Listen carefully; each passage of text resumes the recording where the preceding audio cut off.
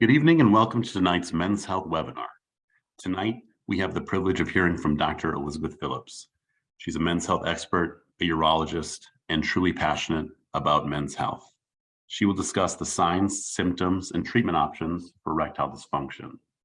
You're invited to ask questions anytime during the presentation. Simply tap on the screen of your mobile device or move your mouse on your laptop or desktop. You'll see a toolbar pop up.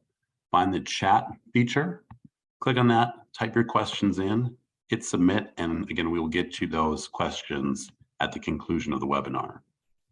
Without further delay, I'd like to introduce Dr. Elizabeth Phillips. Hi there, good evening. Thanks for that introduction, Mike. And I want to sincerely thank Mike, as well as the rest of the Boston Scientific team, for being a champion for men's health and particularly for men's sexual health. I want to thank them all for getting the message out about this tonight and getting the message out every day that men's sexual health is important. And thank all of you for signing in, taking a little bit of time tonight. I know it's beautiful weather out there, just to maybe learn a little bit more about something that you may know some things about, or maybe you don't. But all right, so this is our first presentation here of 2023. We are potentially looking at doing other presentations. If you find that this is helpful, please let us know. And I would like to direct your attention to the website edcure.org. This has great information about erectile dysfunction. You can also quiz yourself with regard to your own ED symptoms.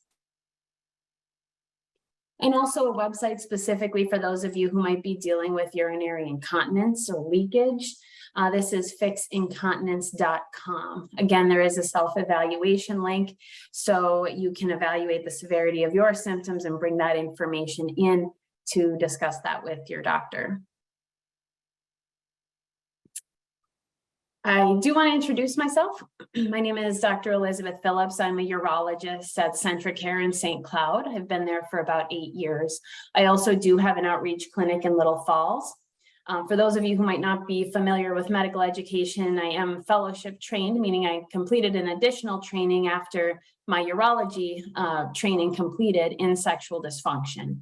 So the majority of the patients I see every day and what I talk about every day are issues regarding erectile dysfunction, Peyronie's disease, testosterone, etc. I also provide LGBTQ health care and gender affirming care. So happy Pride Month to those of you celebrating. And I'm very excited that we have over 100, I think nearly 120 people signed up for this webinar tonight. So without further ado, we will get started. I'd like to start with a little background on erectile dysfunction. First, what is it? So the definition of erectile dysfunction is the inability to achieve or maintain an erection firm enough for sex. It is extremely common. Over half of the men in this country over the age of 40 are going to need something to help with erections. And that percentage just goes up from there, often based on age. While I do see patients in their 20s and 30s with erectile dysfunction and issues with sexual functioning, generally my patients are probably in their 50s and 60s. Although I've also treated men well into their 90s for erectile dysfunction. So for me, advancing age doesn't necessarily disqualify a person from receiving this type of treatment in and of itself. So let's talk a little bit about erectile function. How's it supposed to work? So with the erectile functioning, what happens is in arousal, the nerves around the penis become activated. The muscles of those vessels and the muscles of the penis actually relax, and then the blood flows into the penis. With that inflow, the blood comes in and actually starts to pinch off the outflow of blood. That pinching off of the outflow causes the penis to stiffen. And when the outflow is blocked off, the penis remains erect until that process naturally reverses itself, and then the blood is allowed to flow back into the body. So that's where you can achieve and then maintain an erection. I will often have patients who tell me, I'm able to get an erection just fine, I just can't maintain it. And that actually is kind of well within the definition for erectile dysfunction as well, we would treat that in the same way as those who feel that they can't get erections at all. Now, as you probably know, there are some other medical problems that we do associate with erectile dysfunction, and some of them are associated because they can directly cause erectile dysfunction. So I tell my patients that the vast majority of erectile dysfunction is caused by vascular disease. You can see that kind of makes up 40% of this pie graph, but I also lump in diabetes with that because, as we'll discuss in a minute, diabetes causes vascular disease as well. So if you have things like high blood pressure, high cholesterol, if you smoke, you likely have some degree of vascular disease. So up to 70% of erectile dysfunction in that way is caused by vascular disease and diabetes. Some erectile dysfunction is caused or worsened by certain medications. A small amount of erectile dysfunction is caused by surgery. For example, and probably the most well-known would be surgery for prostate cancer. There are some neurologic causes for erectile dysfunction, for example, a spinal cord injury or neurologic disease. And then a very small percentage have endocrine or hormone issues that lead to erection issues. And then there is always that small amount that really don't have any of these other risk factors and have erectile dysfunction. We would just call that idiopathic or unknown.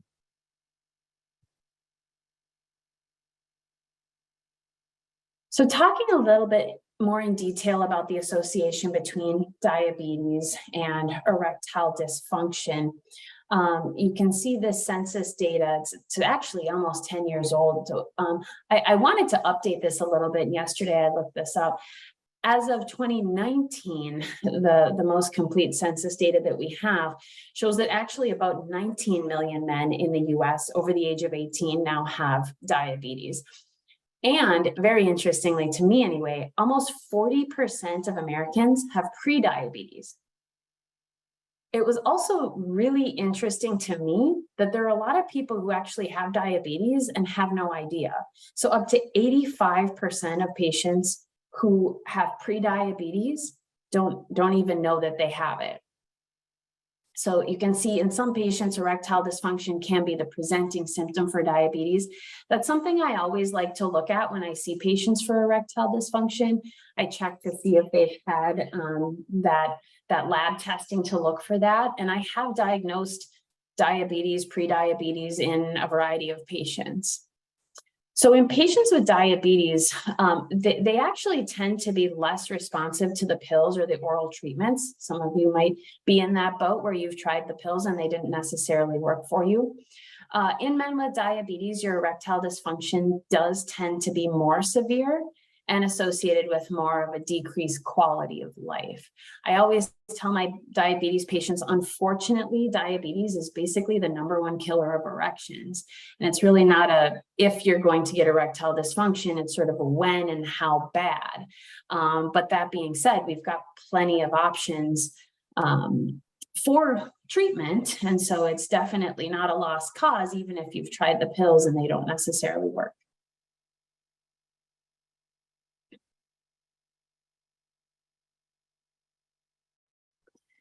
So did you know that about 60 to 70% of people with diabetes actually have nerve damage associated with that? It's also called neuropathy. And in order for the pills to work, and the reason that they aren't always as effective in patients with diabetes, for a good erection, you need to have functioning nerves and functioning vessels. For the pills to work, those nerves need to be healthy as well to some degree. And so that's usually the reason why erectile dysfunction in diabetics is more difficult to treat.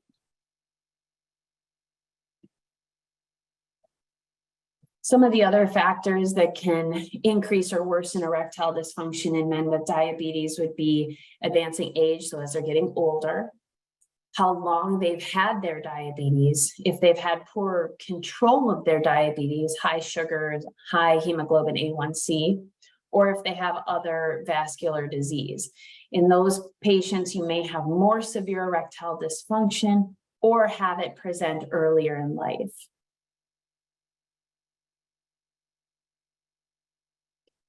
So now let's talk a little bit more about heart disease and erectile dysfunction. We know that erectile dysfunction is associated with heart disease, but did you know that in about 70% of cases of symptomatic heart disease, so for example, chest pain or presenting with heart attack, for example, patients actually had erectile dysfunction diagnosed 2 to 3 years earlier. So we know that erectile dysfunction is an independent risk factor for heart disease or heart-related events, meaning if you've got erectile dysfunction, that in and of itself is a risk factor for cardiac disease or heart disease. So I always recommend in patients who are presenting with with erectile dysfunction, if you haven't seen your doctor about this, your regular doctor, I do recommend being screened for heart disease. Now, some patients come in and we already know about their heart disease or vascular disease, but it's always something to keep in mind and a bit of a red flag for that as well.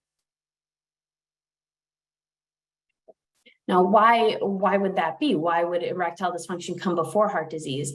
Well, we think that it probably has to do with the size of the arteries. So the size of the penile arteries, as you can see from this picture, is much, much smaller than the size of the artery feeding the muscle of the heart, or the carotid, which feeds your brain, or the femoral artery, which feeds your legs. And so we assume that at about 50% obstruction, you may start having symptoms of erectile dysfunction. And obviously with an artery that's 1 or 2 millimeters, you may see those symptoms prior to the symptoms of blockage of an artery twice its size. So it's also not just necessarily blockage, but also the hardening of those arteries.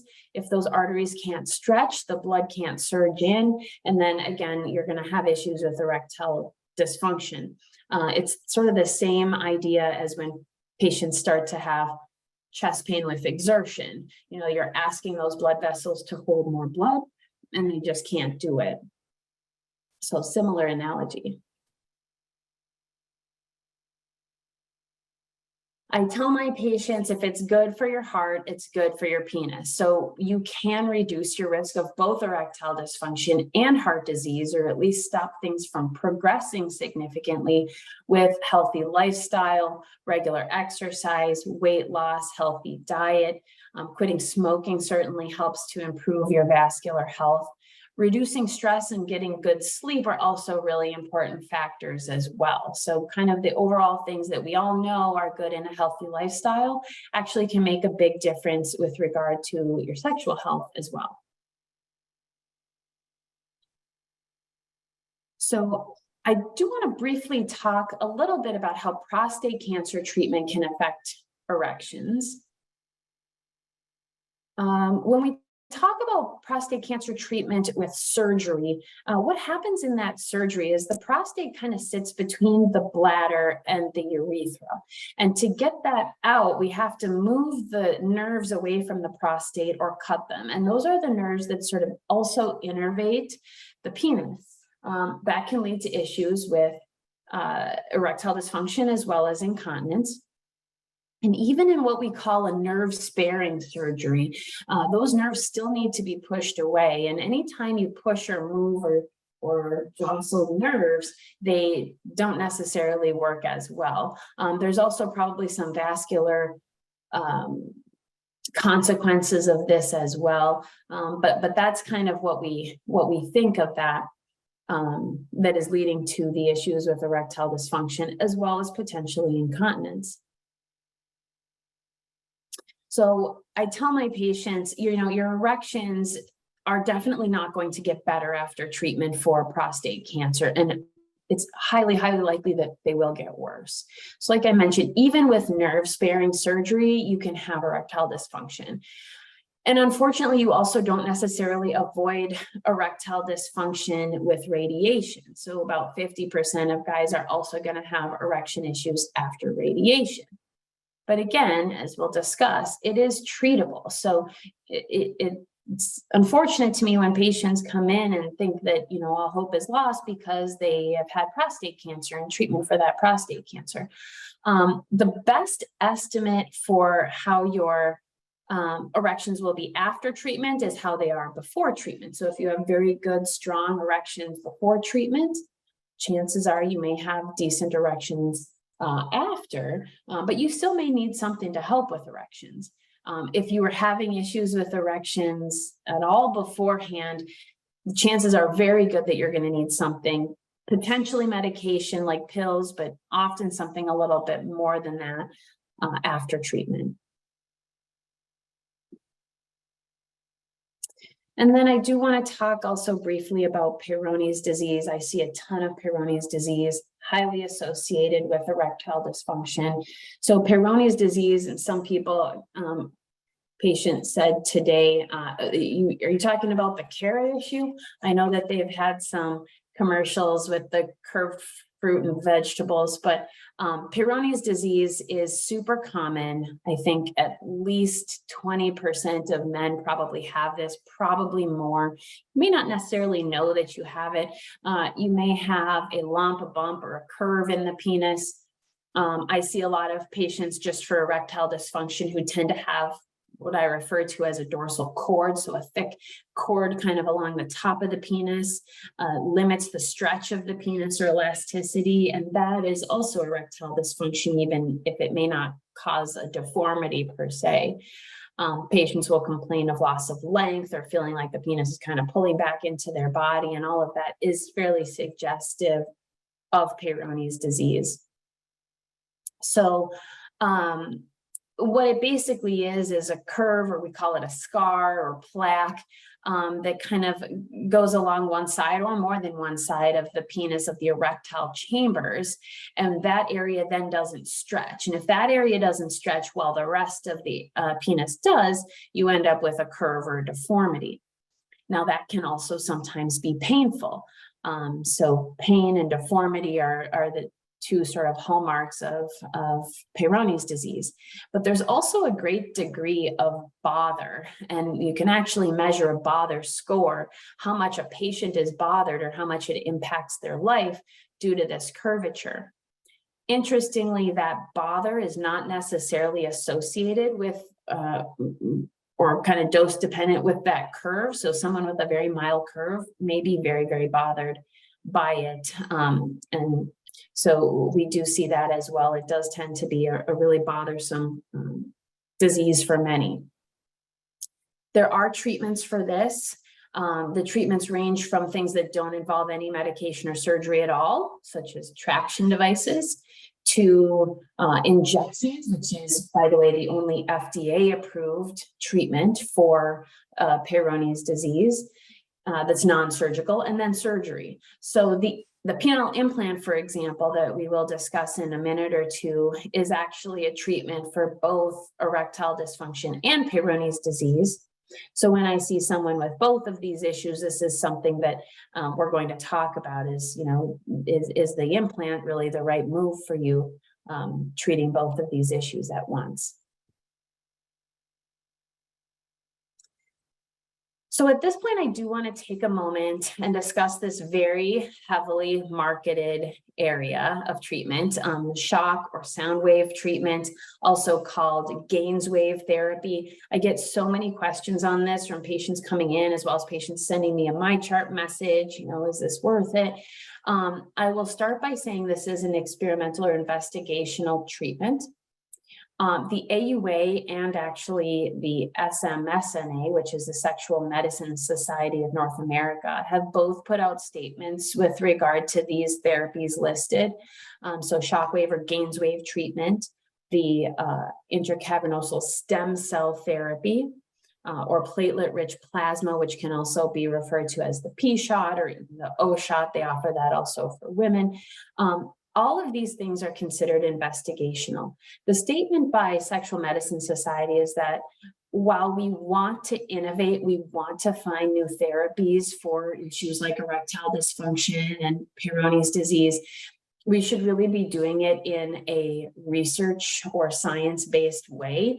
And as such, we believe that these things should be offered only in a trial. If you're in a trial, you don't pay for the therapy. So unfortunately, you're not going to find any of those trials here in Minnesota. You will be paying quite a bit for these types of therapies. As my patients know, if those of you who are out there tonight, I don't really recommend these things at all. I don't personally recommend them. They are not covered by insurance as they are not FDA approved. They have not been shown consistently to be effective. They may in fact be harmful. And the bottom line, I tell patients, I don't offer it at CentraCare. The University of Minnesota doesn't offer it, and Mayo Clinic doesn't offer it. And so I guess taking that, you can kind of make your own decisions on it, whether or not it's right for you. So there are some treatments that are quite efficacious and recommended, and I'm going to talk a little bit more about each of these in detail, and just watch the time there a little bit. So oral medications, PDE5 inhibitors, or medications like sildenafil or Viagra, tadalafil, Cialis. These are medications that actually do work in about 70% of patients. They work by increasing the blood flow to the penis, making it easier to get and to keep an erection. They work by basically inhibiting that, the breakdown of your erection. So they are relatively effective for many people. We talked about how they might be less effective for some people a little earlier. So common side effects, yes, there are side effects. Many people experience them, some do not. Side effects that are pretty common would be things like headache, stuffy nose, heartburn, that sort of thing. Facial flushing, palpitations. They also certainly cannot be taken with certain medications, particularly heart medications. So I always recommend, if you're trying these medications, please do so under the supervision of a doctor who can really know all about your medical health and determine if it is something that's right for you or not. But otherwise, if you aren't one of those people who are on some of these other medications, they are usually pretty safe to try. They can, however, be a little bit cumbersome. So there is a timing issue with them. They have to be timed a certain amount of time before sexual activity. There are some, like Viagra, for example, that tend to work best on an empty stomach. So those are some things you do have to take into account when you're talking about pills. The other thing is cost. So that can be a huge deterrent to people trying these medications as well. But there are some cost-effective options, and I can certainly talk to any of you about that. I often work with either GoodRx or a compounding pharmacy that can get that cost of the medication down to just maybe a buck or two a pill, which for many people is sort of doable. So if that has been a deterrent for you as far as trying something for your erectile dysfunction, please come in and talk to me, because I think, we can often find a solution for that. They are sometimes covered by insurance, not always. Sometimes even if they are covered by insurance, the cost through a compounding pharmacy or something like that might be less. Usually people will stop using these medications just because they aren't effective for them, or they aren't reliable. They can't count on having an erection when they take the pill, or potentially due to side effects.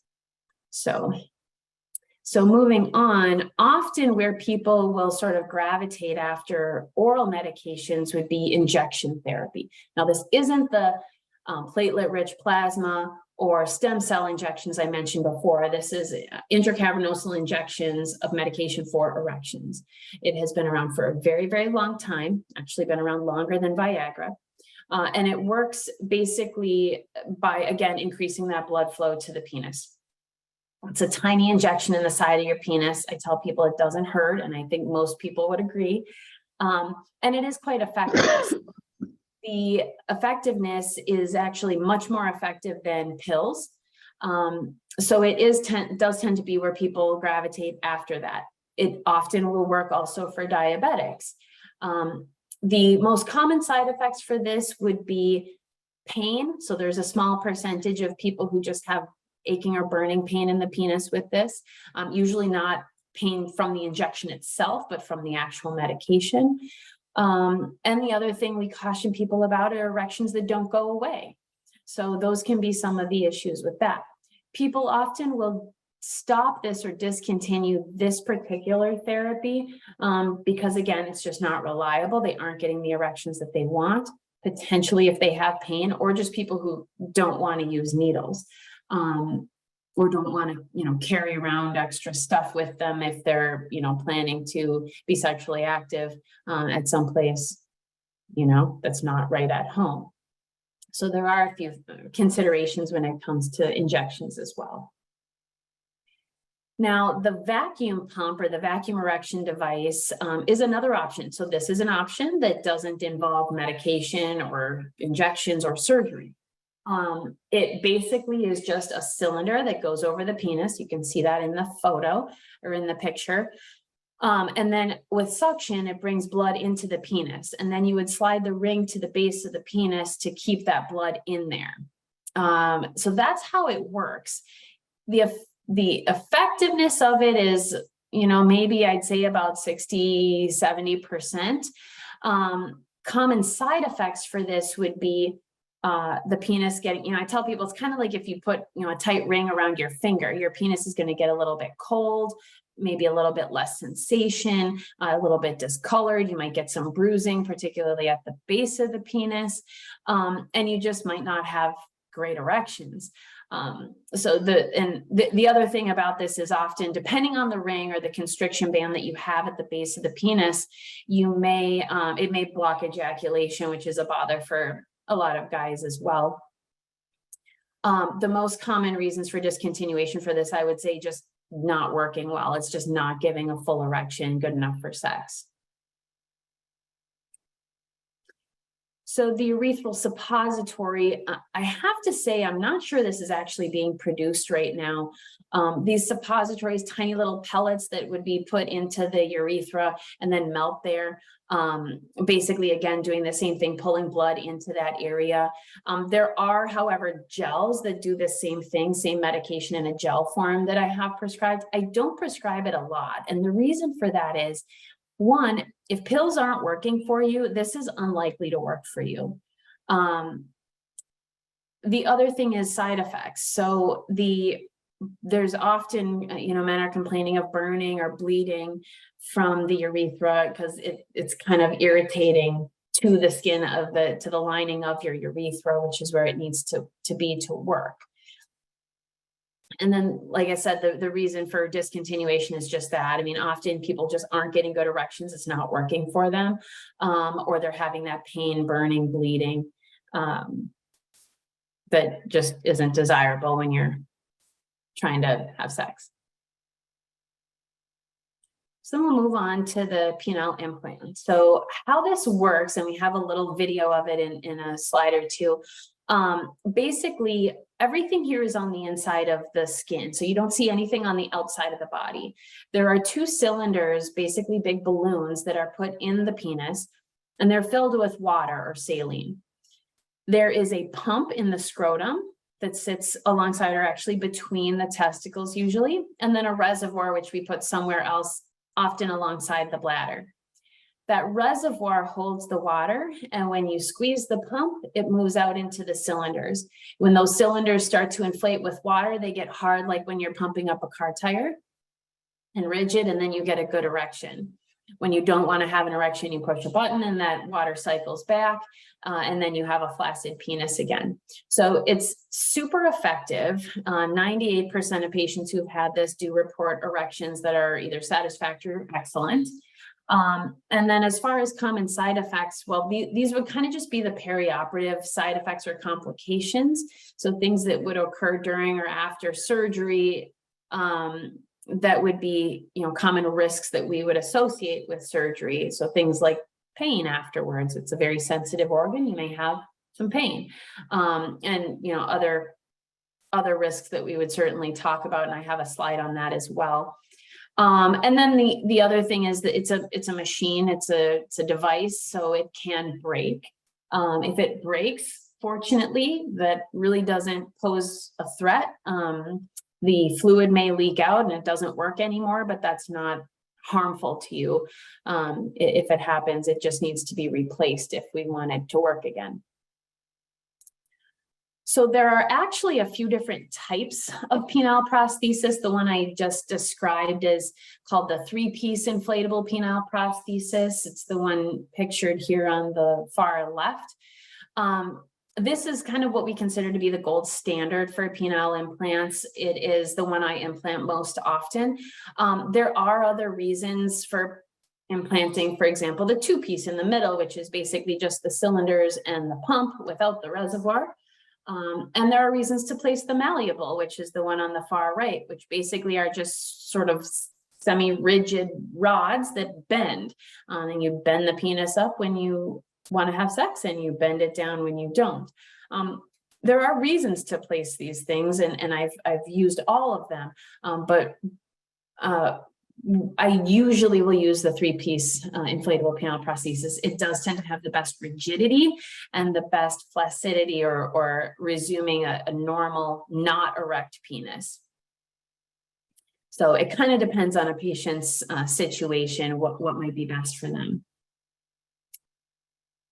All right, I am going to play this video. And this is going to, again, kind of depict what I was mentioning about how the prosthetic works. So you can see here, you don't see any of the prosthetic on the outside of the body. And now they're going to show see-through skin here. Patient is pumping the bulb, and that water is moving from the reservoir down into the cylinders. Those cylinders are filling and getting firm.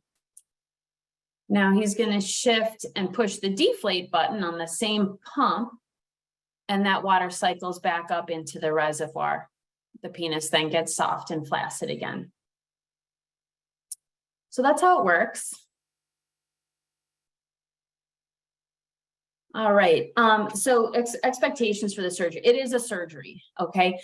It's usually, I usually perform this as an outpatient, meaning you come in and you go home the same day. It is performed under anesthesia. You don't remember any of it. It takes usually less than an hour.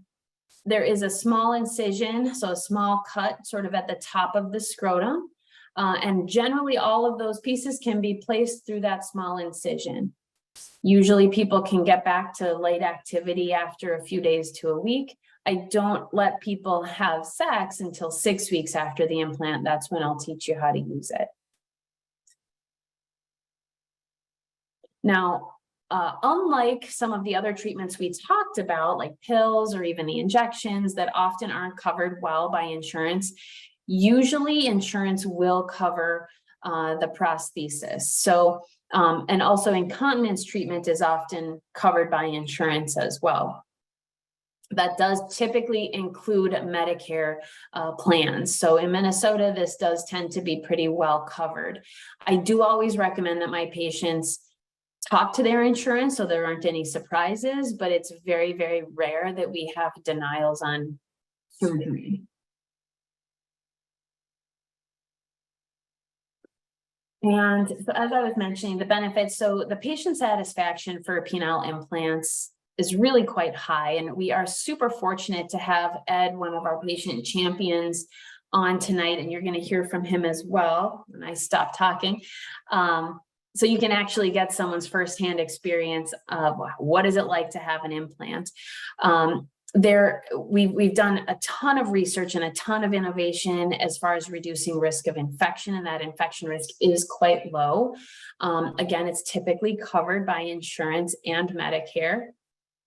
And I tell people it is a very good, permanent, long-lasting solution, gives you an erection good enough for sex, lasts as long as you want it to, and then goes away when you don't want it there, without having to time things, carry around extra equipment and things like that. Now, again, as I mentioned, surgeries do involve risk. The one thing I mention is you can't go backwards from there. So you can't say, oh, I'm going to try the implant and then we'll go back to the injections if that doesn't work. It doesn't go that way. The penile implant is going to be the last step for you as far as wanting other treatment after. The nice thing, though, again, is that the implant is basically going to work. The mechanical failure of the implant, which may happen, is pretty rare, and it also takes a while. So usually about 70% of these are still working at about 15 years. Pain, typically what's associated with the healing process is what people experience. I do have many patients who go home after the procedure and don't take any strong pain medication. They do fine with ibuprofen or Tylenol. I have others who have a little bit more pain, just like any procedure. There is a pretty small infection risk, as I mentioned, about 1 to 3%. There are some people or some sort of populations of people who might be a little bit more prone to those infections. But again, that's something that, we can have a personal discussion about that if it's something you're interested in. So in summary, erectile dysfunction is extremely common, might be associated with other conditions that you should certainly talk to your doc about. And there are a lot of different treatment options that I do recommend. There are some treatment options I don't recommend, and we talked about that also. But the implants are something that, are a very good long-lasting solution, fairly low risk, and offer a lot of satisfaction. So with that, if anyone is interested in having more of a conversation, you can certainly contact us, make an appointment, CentraCare Urology in Sartell. Our phone number is listed there. It's 320-259-1411. And at this point, I'm going to turn it over to Ed. Just getting Ed's video back up and sound on here. And we will still have time for questions. So I know that there's some chat. I haven't been paying much attention to it. There he is. Well, hi, Mike.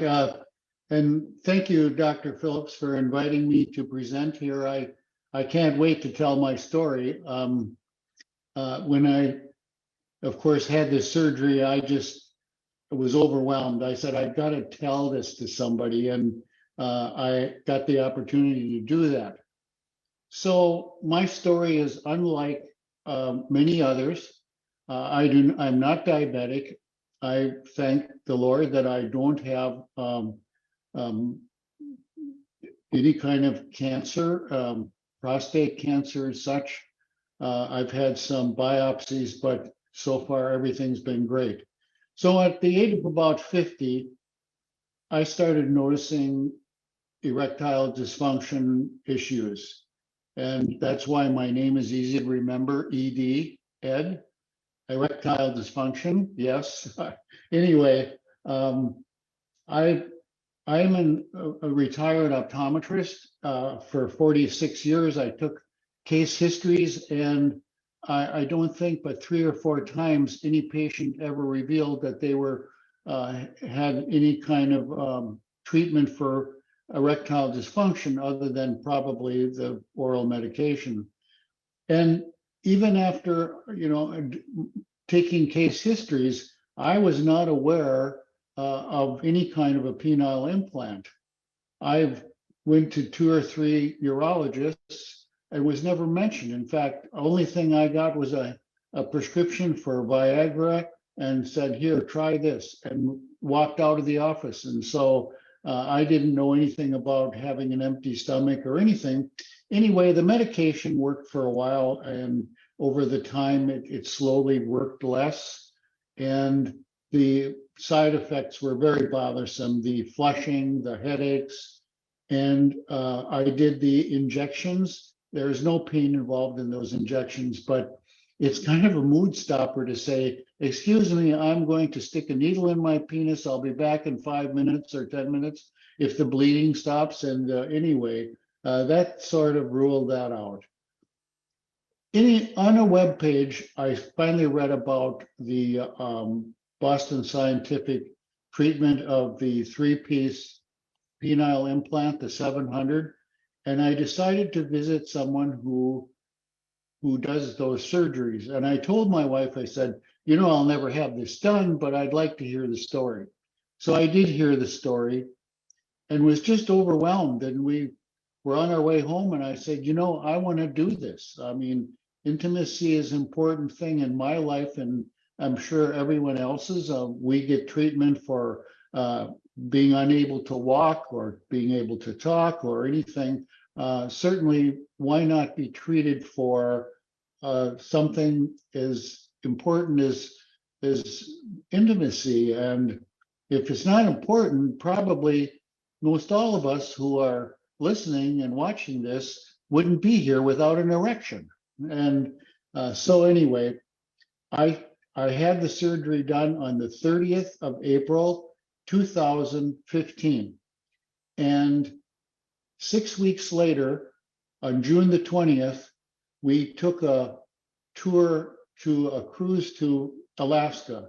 And that was like a honeymoon that was like the ones that I had when I was 25 years old. And it was incredible.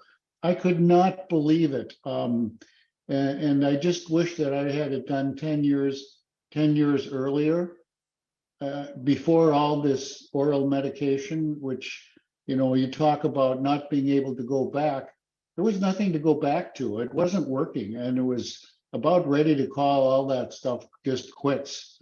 But this has just opened that part of life again. And now it's the 8th year. And things work really well, and it does a great job, and just very pleased with it. And that's why I'm anxious to tell you. And I get calls all the time, and they're interesting. I just talked to a gentleman in Houston, and I talked to him about having the surgery, and he called me back, and he was ecstatic about having it done. As far as the pain is concerned of the surgery, most of the urologists that do this surgery probably have never had an inability to have intimacy. So when you talk about having pain, there's a lot of pain involved when you're expected to perform and you're unable to. And that's a pain in itself. So the pain after the surgery is hardly mentionable. I wouldn't leave home for a week or so, a little bit of discomfort, but as far as pain is concerned, it's not an issue at all. So it's great that we have people like Dr. Phillips who have this interest in this kind of surgery, and you can have it done locally and be able to see the doctor at your leisure and get the advice that she's giving. And anyway, that's my story, and I invite anyone to call me anytime. My number is 612-559-3046. And in the evenings, I'm retired now, and I'm happy to talk about this anytime, because it's an incredible story, and I have not yet heard anybody who'd wish and told me that it was the worst thing they ever did. I'm also talking to several of the spouses or the partners, and they also have smiles. And although, my wife told me it's not anything I had to do, she's happy that I did it, and she speaks with me on occasion. So it's out there. And again, if you have any questions or anything, I'd be happy to discuss that with you. So thank you, and I'm here. Thank you very much, Ed. You're very welcome. This time, do you mind if we move on to questions, Dr. Phillips? Yeah, that sounds good. Thanks again, Ed. You're very I have welcome. a few more patients that I've sent your number. Okay, good. So the first question comes from a partner. She says, my husband is doing well on Zoloft, but has a side effect of ED, as many medications have that side effect. How do you address patients who have and need to take certain medications that cause erectile dysfunction? Specifically, how do you? Yeah. Great question. Yeah, this happens all the time. Patients will say, yeah, I noticed that things got a lot worse after starting X, maybe something for blood pressure, something for mental health, like that. Sometimes there are other options for medications that patients can take. that might have less erectile dysfunction. But for a lot of patients, particularly if you're on multiple medications for blood pressure or even for pain, or for mental health things, I mean, often you've tried a few other things and they just didn't work or weren't, didn't have side effects that you liked. And so a lot of people are kind of hesitant to stop things. And I'm hesitant to stop things like that have been prescribed by your other doctor. I typically still would approach it the same way. I often will still, start with pills, and kind of do it in a stepwise fashion. But there's, I really would expect a lot of these other treatments would work. With my evaluation, I didn't really mention this, but I do what's called a duplex Doppler ultrasound of the penis. If someone hasn't done well with pills, I'll usually do that as the next step to really evaluate how is your erectile function, how is your blood flow, is there anything else I need to know about this, and then take it from there as far as what treatment options might be best for that patient. Thank you very much. There's a question about another patient who is on several medications and has several conditions, is very frustrated with their erectile dysfunction and has lost hope in treating it. With somebody who might have a little bit more complicated medical history, how do you assess them and then determine what the right treatment option is for them and if they're eligible for, say, an implant? Yeah. Again, very, very common. I mean, the vast majority of patients do have fairly complicated histories. I mean, there aren't a lot of people, honestly, like Ed, who kind of come in otherwise with a clean slate. I do think it kind of needs to be taken on a case-by-case basis. I do look at all of that. I've had patients tell me, man, this is the most thorough doctor's appointment I've had in years. But I do like to really dig down into all that stuff. Again, there are very rare cases where I would tell a person, I don't have anything to offer. It really, there's almost always something we can offer for erectile dysfunction. It just sort of depends on how far the patient wants to take it. So, I do have limits with regard to a hemoglobin A1C, so diabetic control. However, for patients who can't achieve that control that we need for example, a 3-piece prosthesis, I will often offer them a malleable prosthesis. Very low risk of infection, even in diabetics. So again, there are, that's the part that I need to worry about. That's the complicated stuff that I need to worry about, is that decision making. The part that really, is probably the hardest is just coming in and seeing me and talking to me about it and getting started on that. But yeah, a lot of people come in just super discouraged. I'm always really impressed by patients who have maybe tried other things with other doctors, as Ed had mentioned, and just, have been discouraged. It takes a lot of courage and dedication to kind of come back, 5 years later, 8 years later, 15 years later. So, that might be the toughest part, and I can sort through the rest. Thank you for that answer. There's a question about being overweight and specifically if that can contribute to erectile dysfunction and the severity of erectile dysfunction. It does actually. Yeah, there have been studies looking specifically at that. So like at BMI, and we know that there are questionnaires regarding erectile dysfunction, and we know that your score on erection functioning can improve with a decreasing BMI. So as you lose weight, you may certainly enjoy better erections. Now, unfortunately, those better erections still may not be an erection good enough for sex. But yes, being overweight and the amount of obesity does sort of directly contribute to erectile dysfunction. Thank you. Now, there's a question about the implant. And once it's implanted, will it allow men to maintain their orgasms if they were able to get them beforehand?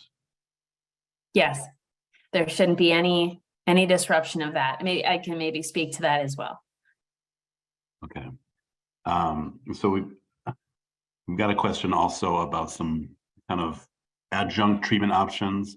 You mentioned wave therapy, but we've had questions about Phoenix being one, which I believe is like a handheld at-home wave therapy. Yeah, yeah, I have looked at it. So I've had a couple patients mention that Phoenix device.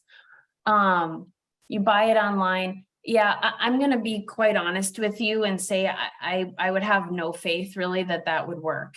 So the last conference I was at, we talked quite a bit, the last sexual medicine conference, we talked quite a bit about shockwave and sound wave therapy and how it's really very specific sound wave or shockwave therapy that may have any impact on it. And these sort of cheaper models that deliver it are essentially probably not doing anything at all. I wouldn't. That's my recommendation. I do have a bias, but I really wouldn't recommend spending money on it. Okay, thank you. Now there's another question about ED gummies that were found online. I'm guessing they're treatment gummies, maybe some medication inside. Have you heard about those? Do you have any recommendations about those? Yeah, there are gummies or troches, things like that. I mean, some of them actually do have real medication like sildenafil, basically same thing that would be in sildenafil or tadalafil, like what's in Viagra or Cialis. I think that they're probably fine, to be quite honest. They're usually quite a bit more expensive than the stuff that patients get, with a prescription from me. And the other thing is, if you're doing it outside of the care of a physician, that makes me a bit nervous. I actually, when I first came to this area again, I saw a lot of ads in the newspaper and I called one, for erection treatment for pills. And I told them, I'm a woman, can I do this? And they were like, oh yeah. And then I've also said, oh, I've heart disease. Can I still use this? And they're like, yeah, we'll send it to you. So I get very, very nervous about places that are going to send medication without being under the sort of the supervision of a doctor. Thank you for that. Yeah, I'd really prefer you just see somebody about it. So there's a follow-up question to the overweight question. If somebody is overweight, can the implant help with their ED despite having that extra weight present? Yes. Yeah, it can. There are some people who are super morbidly obese. The issue that I have there is that they may not actually be able to reach the pump because of their body habitus. So functioning can be a bit of an issue. Will it help with the erectile dysfunction? Yes, it will. Okay, thank you. There's a question about masturbation and if too much can cause erectile dysfunction.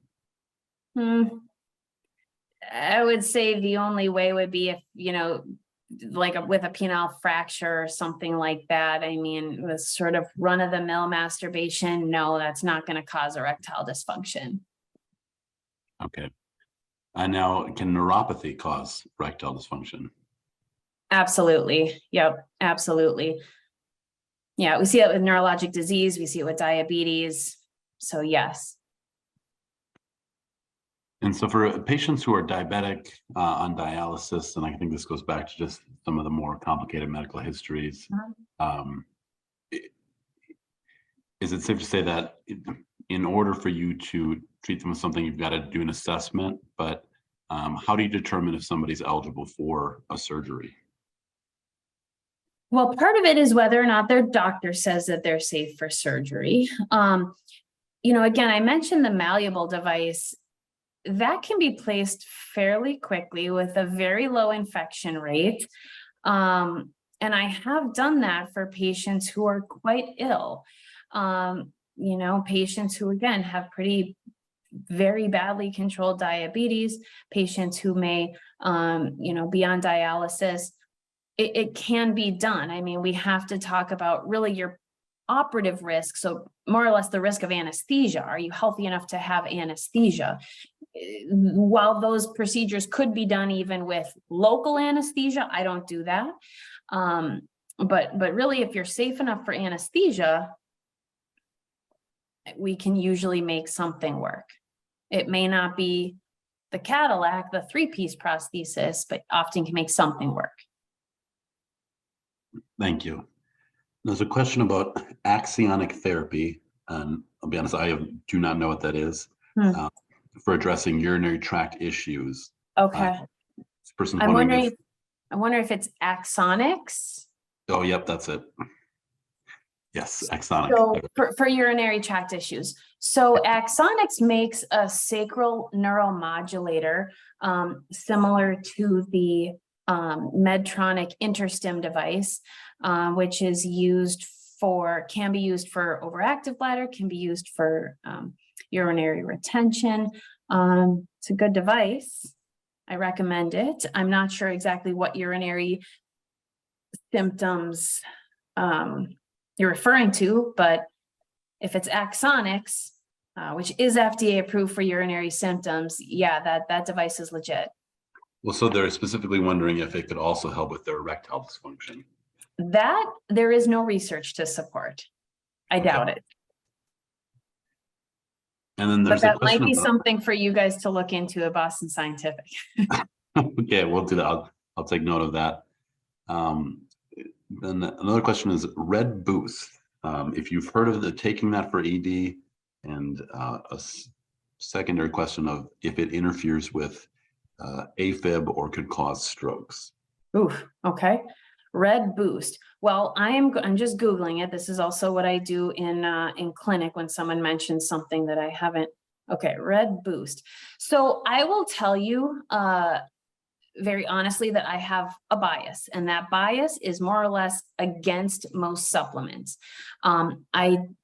I don't, and one of the reasons for that is that, okay, so this has vitamin D, magnesium, chromium, and then a few other things. One of the reasons is because we really don't have good research about these things. The other thing is the research that we do have. For example, I'll give a quick example. There have been research studies done where they take even 2 of these Red Boost things off the shelf. They test them. What it says on the label may not actually necessarily be in that bottle, and it also may vary from bottle to bottle. So when patients ask me about supplements, I can look at the list and say, it doesn't look like there's anything concerning on that list, but that doesn't necessarily mean that's what's in the bottle. And we don't have the research because these have not been FDA approved, nor have they been studied by the Food and Drug Administration to say that these are safe in these medical conditions that you've mentioned. So I really can't usually give a good recommendation on that. And therefore, like I said, my bias is I really don't recommend supplements. Thank you for that answer. There's a question about the difference between sex drive or desire and then erectile dysfunctions, the ability to get an erection and then have libido, I guess. Yeah. That's always something I ask about too. How's your sex drive? How's your desire, libido? Can they affect each other? Yes, absolutely. If you don't have desire, that may translate into really not being fully present and not having great erections for that reason. I'd say I often more see on the flip side where you don't have erections or you're not confident about your erections, and that makes you sort of avoid things, and you aren't thinking about sex as often, or when you do think about it, it's more of a negative feeling, and that can affect your desire kind of as a result of the erection issue. And patients will often say that, I don't really have much drive, but that's because, I know I'm going to fail. So there is certainly a difference there. There are also a lot of people who come in and say, hey, my sex drive is great. I would do it every day if I could, but I can't. That's where I come in. So they are certainly different. Sometimes treating one will help the other.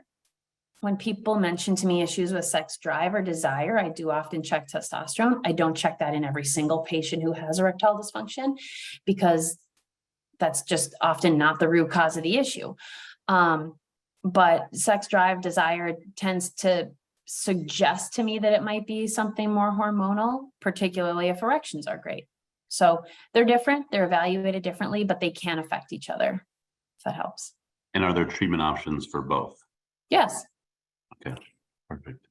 Caveat, sex drive, if it's not a testosterone issue, can be a little bit tougher, but honestly, that's where I highly recommend seeing like a sex counselor or a sex therapist. That's their bread and butter. They have great ideas when it comes to that.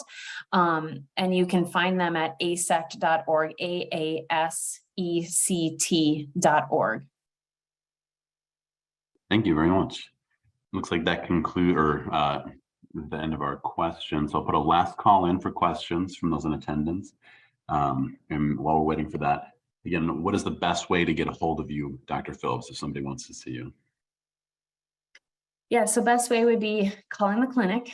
Unfortunately, I know that can be frustrating, but the phone number is 320-259-1411. If you are one of my patients or one of my partner's patients, just mentioning it to your doc or sending me a MyChart message, we can get you in and have a really, in-depth conversation about all this.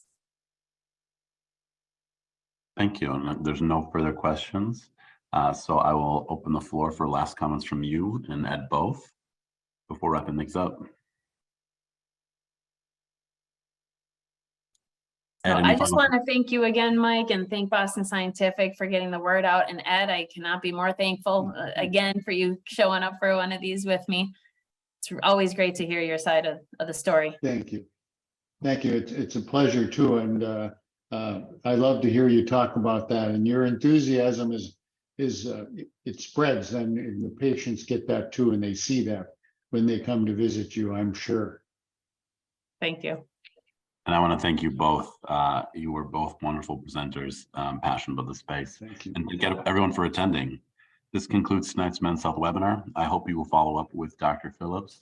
I posted Ed's number in the chat here, and you will receive an email tomorrow with a link to this webinar recording and additional information that you need to follow up with Dr. Phillips. Thank you, everyone. Good night. Thanks. Good night. Bye-bye.